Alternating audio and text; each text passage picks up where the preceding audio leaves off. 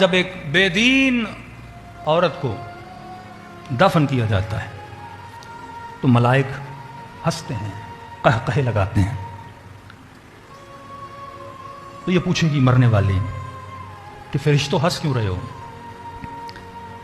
تو کہیں گے کہ جب تو نے اپنے بدن کو نامحرموں سے چھپانا تھا تب تو نے نہیں چھپایا، اور آج اتنا تم نے خود کو کفن میں لپیٹا ہوا ہے.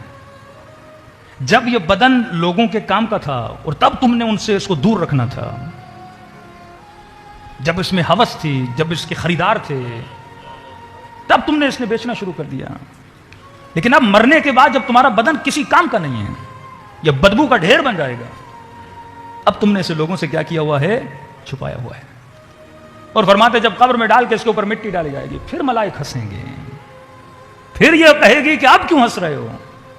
کہتے جب تو دنیا میں تھی تو نے گھر کے اندر رہنا تھا، تو کبھی بازاروں میں گھومتی رہی، کبھی ادھر کبھی ادھر. کہ سیدہ سے پوچھا نا کہ بہترین خاتون کون سی ہے؟ فرمایا جو اپنے گھر کے اندر رہتی ہے. فرمایا جب تو نے گھر کے اندر رہنا تھا اس وقت تو باہر رہی، اور آج جب کسی کام کی نہیں ہو تو آج خود کو قبر کے اندر بند کر رہی ہو. یہی سوال ہم سے ہوں گے کہ جب تم نے دنیا میں کچھ کرنا تب نہیں کیا. مرنے والا روئے گا، اللہ کہے گا جب یہاں تھے تو دنیا میں رونا تھا تمہیں، دعائے کمیل میں جا کے تم نے گڑگڑانا تھا، توبہ کے آنسو تب تم نے بہانے تھے، اور آج مرنے کے بعد آنسو بہارے. تو فرمایا اس آنسوؤں کی کوئی قدر و قیمت نہیں ہے. مرنے کے بعد آوازیں دے گا امیر المومنین یا رسول اللہ امام حسین میری مدد کو آئیے. آواز آئے گی دنیا میں تو نے ہمارے ساتھ کنیکشن بنانا تھا، وہاں تو نے نہیں بنایا. لذتوں میں بھول گئے، رشوتوں میں بھول گئے، گناہوں میں بھول گئے، غفلتوں میں بھول گئے.